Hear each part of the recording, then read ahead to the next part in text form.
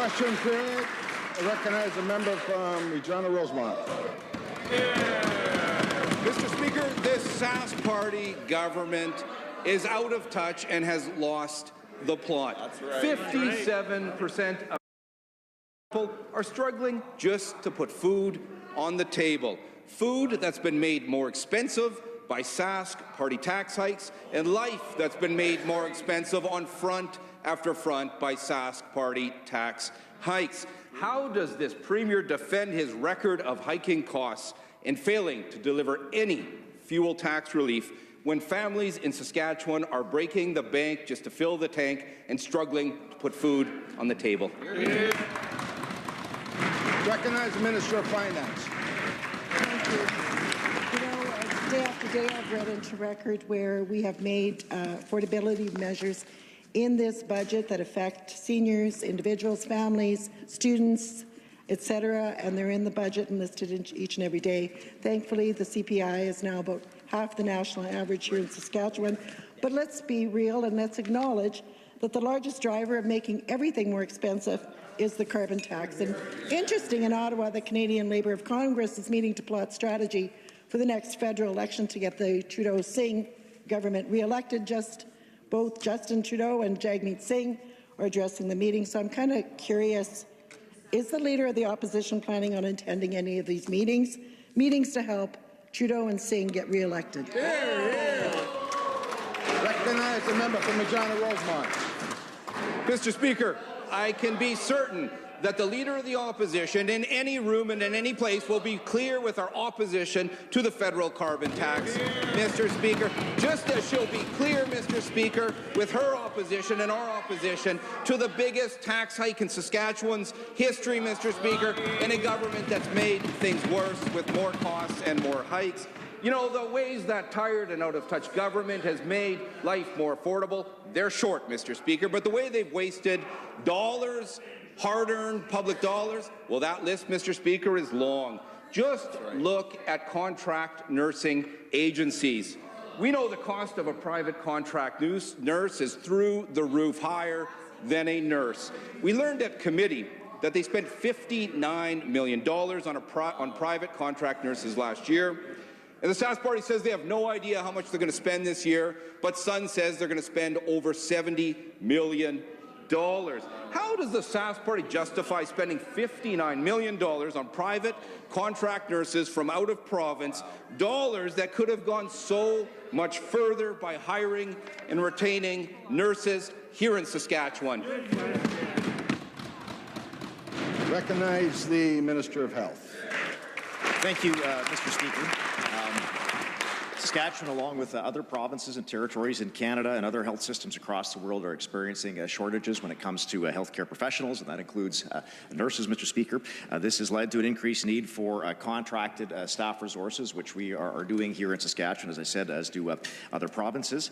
These contracted health staff do help to reduce service disruptions while recruitment is underway. Mr. Speaker, you've heard us talk in this chamber about the number of investments that have been made into recruiting and training and hiring more nurses into Saskatchewan since in the past 12 or so months, over 1,000 more nurses working in this province from either trained in Saskatchewan or other Canadian provinces, Mr. Speaker. As we continue to fill the vacancies that we have when it comes to nursing, we'll be phasing away from and phasing out the use of contract nurses as we build a healthcare system here in Saskatchewan.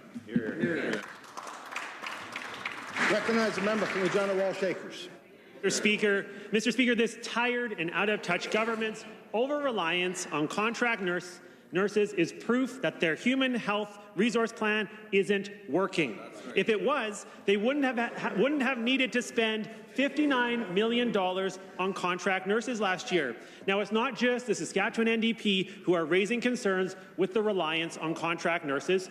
49 emergency room nurses from St. Paul's Hospital wrote to the minister this week detailing how the over-reliance on contract nurses is eroding morale and making staffing issues worse. What does the Minister of Health say to those nurses who are fed up with his failures? Recognize the Minister of Health. Thank you, Mr. Speaker. I have been meeting with and having conversations with the nurses from St. Paul's Hospital in Saskatoon, as I have with other healthcare workers around this province. A couple of weeks ago, Mr. Speaker, I was in Kindersley, as the member for Kindersley talked about a member statement the other day to announce a new practical nursing program in that community through the regional college, which will help build capacity in rural communities. Mr. Speaker, the Health Human Resources Action Plan of this government that was released in September of 2022 is providing and creating real results, Mr. Speaker, results that are being seen in our communities across this province. Mr. Speaker, hundreds of healthcare positions have been successfully hired, including 97 positions in the city of North Battleford, 70 of which are nurses, Mr. Speaker. In the Prince Albert, 69 positions, of which 44 of those are nurses, Mr. Speaker. 47 positions in the city of Moose Jaw, 25 of which are nurses, 30 positions in Yorkton, 11 of which are nurses, Mr. Speaker. I can go on, but this is the result of this Health Human Resources Action Plan. Good job. Recognize a member from Regina Walsh Acres. Mr. Speaker, clearly those meetings aren't going well if those nurses are now sending a letter to the minister this week. I'll read what the nurses said to that minister. Quote, "We can find ways to attract agency nurses and keep them coming back.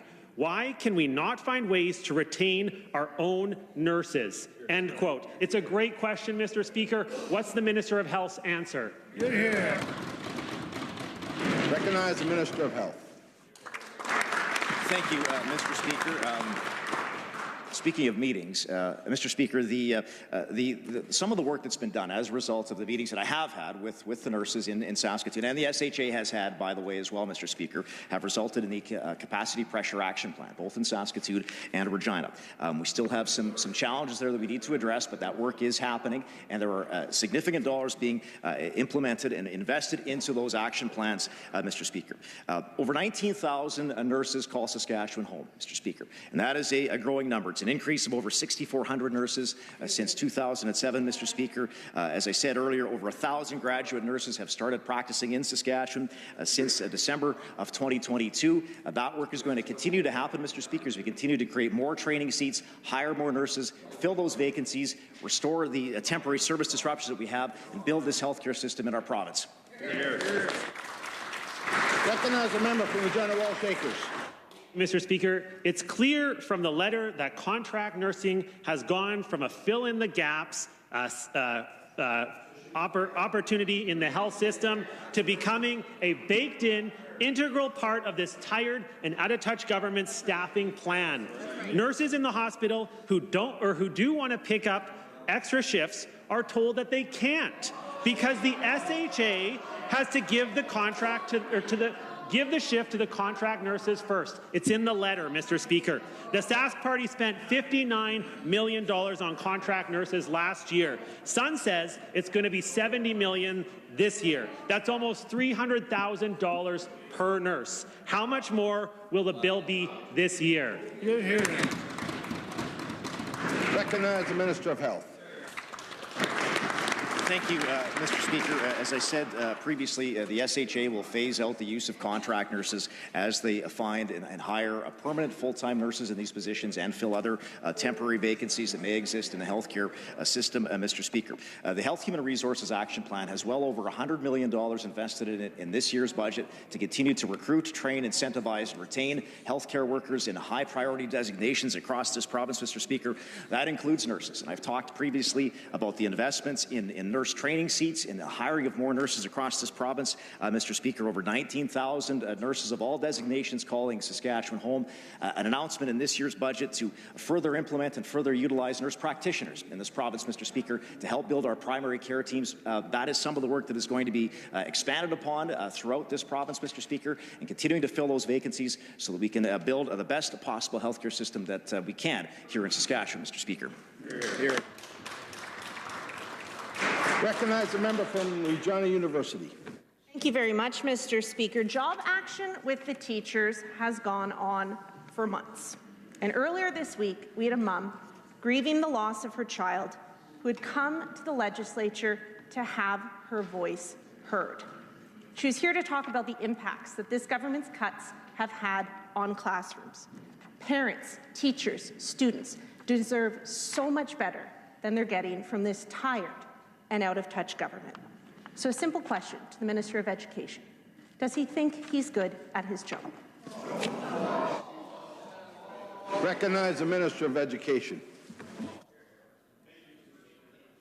Mr. Speaker, the news came out last night that we've come to a tentative agreement between the GTBC and the STF leadership, Mr. Speaker. This is good news. This is good news for the families and students and teachers, really, around the province, Mr. Speaker, to ensure that we have predictability going forward, Mr. Speaker. Mr. Speaker, I have risen in this House numerous times to talk about the additional investments that our government has made into education to support students all around the province, Mr. Speaker. Nearly a 9% increase in school operating funding for next school year, Mr. Speaker. A multi-year funding agreement to ensure that classroom supports funding is at a floor over the next 4 years, Mr. Speaker. I think about several of the pilot projects that we have going on, whether it's the Specialized Support Classroom or the Teacher Innovation Support Fund, Mr. Speaker. These are investments that this government has made in order to support the students and families in our province, Mr. Speaker. We're going to continue doing that work. I'm excited to do that work as minister each and every single day. Recognize a member from Regina University. Thank you very much, Mr. Speaker. The question was about whether the minister is good at his job, whether or not he is suited for the job of being Minister of Education, and it is increasingly clear he is not. That's right. Mr. Speaker, we're joined again today by Taya Thomas. Reminder to the members opposite, Taya is a constituent of mine, and her oldest daughter, Mayel, had special needs and she passed away late last year. After question period on Wednesday, the minister met with Taya, and when STF Job Action came up, he asked her, and this is a direct quote from Taya, "What do they want me to do? Give up my firstborn child?" When Taya asked the minister to check himself, pointed out how offensive and hurtful that was to her, a mother who had just lost her firstborn child, he failed to apologize. Does he not understand how hurtful those were? Recognize the Minister of Education.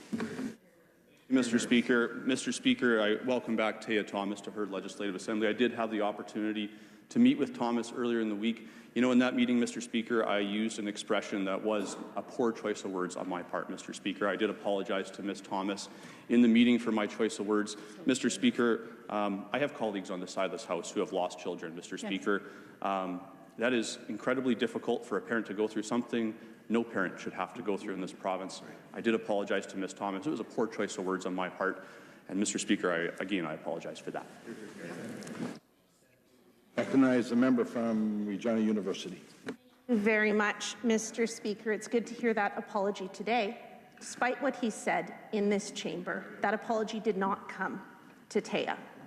But I'm glad it came today. Now, it's hard to believe that somebody who could be so careless with those words in the presence of a grieving mom who just wants what's best for her kids, for all kids in Saskatchewan. She deserves an apology for that, and I'm glad she got one here today. But she also deserves an apology for what the minister said in this House. During question period, he encouraged her to be more engaged with the school division, Mr. Speaker. Taya is a great mom. She's engaged with the school division. She was engaged every single day that Mayel was there. And she was so unsettled by his words, Mr. Speaker. You know what she did? She went back to her daughter's classroom teachers to see if there was more she could have done, if she could have been more engaged.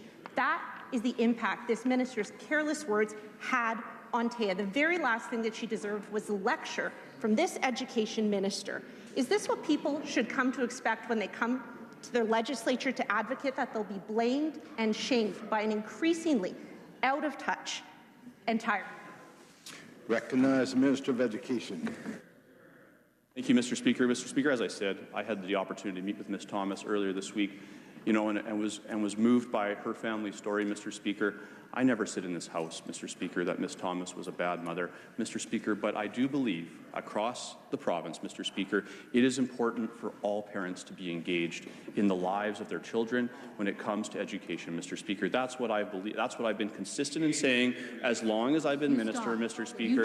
And Mr. Speaker, it is evident to me that after meeting with Ms. Thomas, she is very engaged with the education of her children, Mr. Speaker, and I thank Ms. Thomas for being engaged and encourage all parents to be so. Thank you.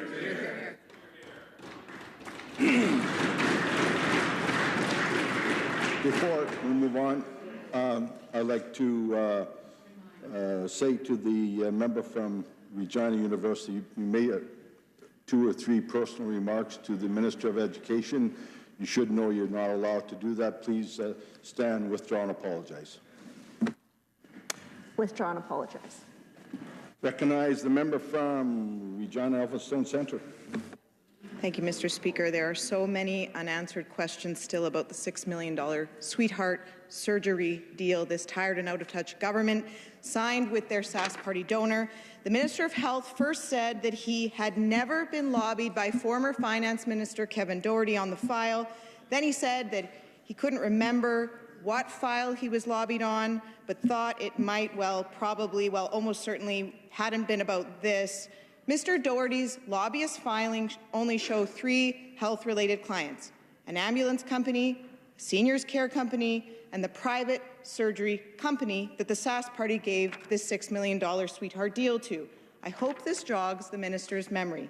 Did he meet with Kevin Doherty on the surgical backlog, yes or no? Recognize the Minister of Health.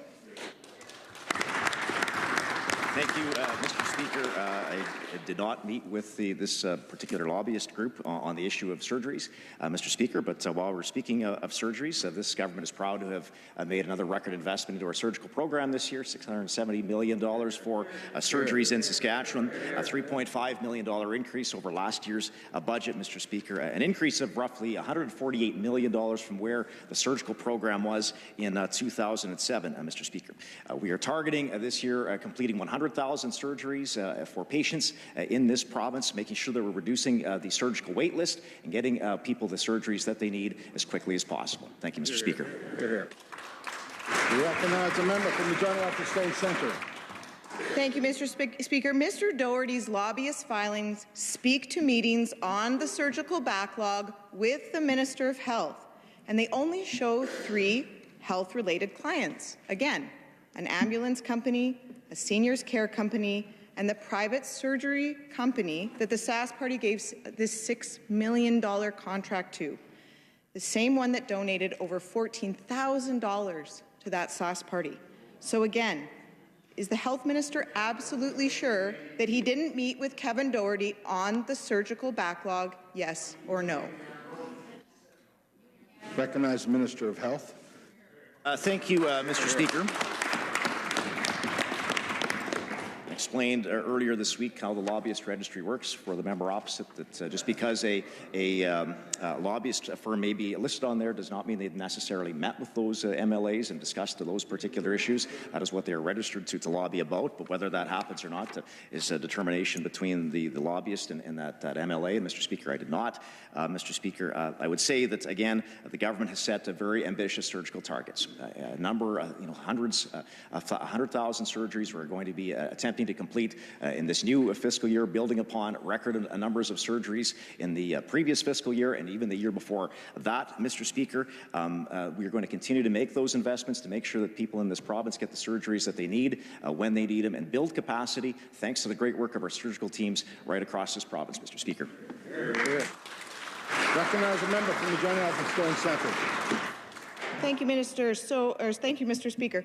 So the Health Minister says he didn't meet with Mr. Doherty on this file. Did the Premier or the previous Health Minister meet with Mr. Doherty on this file? Recognize the Minister of Health. Thank you, Mr. Speaker.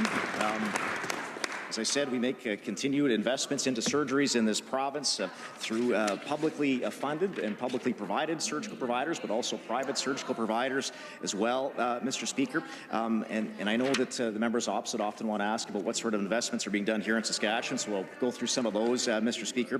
5th Operating Theatre opened in Prince Albert in January of 2023, allowing for increased procedure volumes. Mr. Speaker, as part of the Health Human Resources Action Plan, the SHA also increased perioperative training of seats, as well as implemented an accelerated operating room nurse training program, Mr. Speaker, so that we can get more operating room nurses trained on a quicker basis, Mr. Speaker, to get them supporting our surgical teams in this province, Mr. Speaker. We continue to make record investments into our surgical program, Mr. Speaker, so that people can get the surgeries that they need when they need them, Mr. Speaker. Thank you. Hear, hear. Recognize the member from Saskatchewan Rivers. Mr. Speaker, at our Sask United town halls being held all across the province, people are telling us they have lost confidence in this government. They are getting no relief on taxes, their health care wait times are some of the longest in the country, crime is out of control, and they can't afford groceries for their family. Yet they have a government that is recklessly spending tax dollars on nearly every project. Take, for example, the Lake Diefenbaker irrigation project, where this government is planning to spend $44,000 per acre. In Prince Albert, they're spending $13 million for every new hospital bed. Mr. Speaker, the Regina bypass worked out to be over $40 million per kilometre. Is this fiscal responsibility? How can the government explain this? Will any member opposite actually stand up and defend these ridiculous rates? Recognize Minister of Agriculture.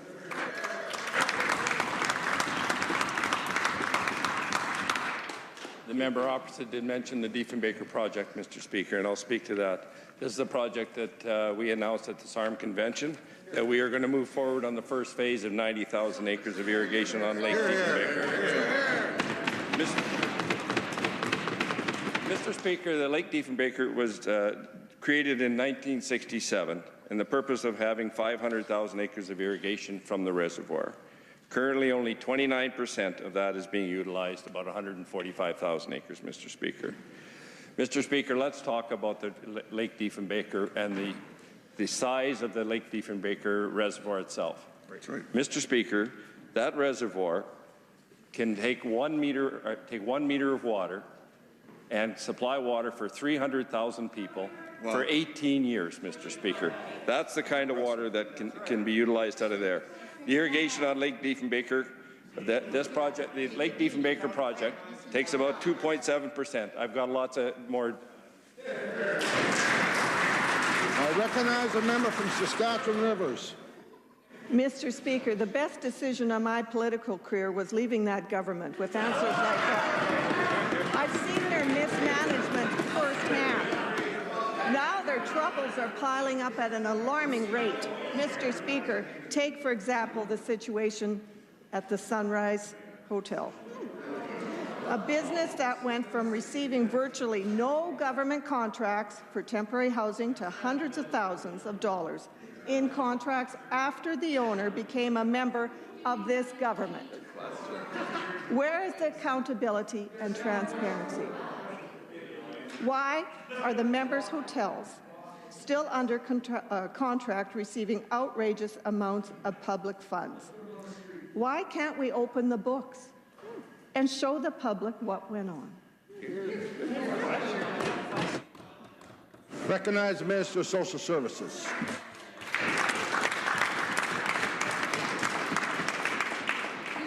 Mr. Speaker, I've been very transparent in giving information to the opposition as requested, Mr. Speaker, on several occasions, Mr. Speaker.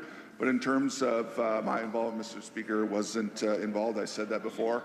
And Mr. Speaker, on Monday, April 15th, 2024, on page 642 of Hansard, the Deputy Minister of Social Services, Kimberly Kratzig, said, and I quote, I think it's really important to note that at no time in any of our use of hotels has the Minister of Social Services ever directed placement of an individual in any hotel. End quote, Mr. Speaker. We have a new policy for procurement of hotels in process right now, Mr. Speaker, from my direction, Mr. Speaker. Looking forward to having more competition and more availability if needed for vulnerable clients, Mr. Speaker. We've been able to make significant investments in our provincial approach to homelessness as we go forward. Recognize the member from Saskatchewan Rivers. Mr. Speaker, the Saskatchewan people are tired of empty words and no action. Those who created the problem cannot be the ones to fix it. Over half of small businesses in Saskatchewan are now telling us they fear for the safety of their employees and their customers. Residents and small business owners are saying it's futile to even report crimes because nothing is ever done. How can they brag and boast about their growth when businesses and offices are closing in major cities due to the unprecedented crime levels? With so much damage already done, why did it take so long for them to act? Recognize the Minister of Policing and Public Safety. Thank you, Mr. Speaker. And this government is very proud of its record in dealing with the issues that are facing citizens of Saskatchewan are facing crime in the communities. That's why we've increased our funding to our First Nation policing, our municipal policing, the RCMP. We have a new agreement with the RCMP actually to fund positions. This is the first in Canada, and as Assistant Commissioner Rhonda Blackmore said, this is a game changer for her, Mr. Speaker. She can now go to the federal government and be able to ask to fill those vacant positions. Our money's on the table, Mr. Speaker, and we're very proud of our relationship that we have with all of our law enforcement, and we thank them for doing that challenging work on a daily basis. For that member over there, Mr. Speaker, I'd like to ask if she's in support of the Marshal Service, if she's in support of the funding, Mr. Speaker, because she certainly doesn't show it. Thank you, Mr. Speaker.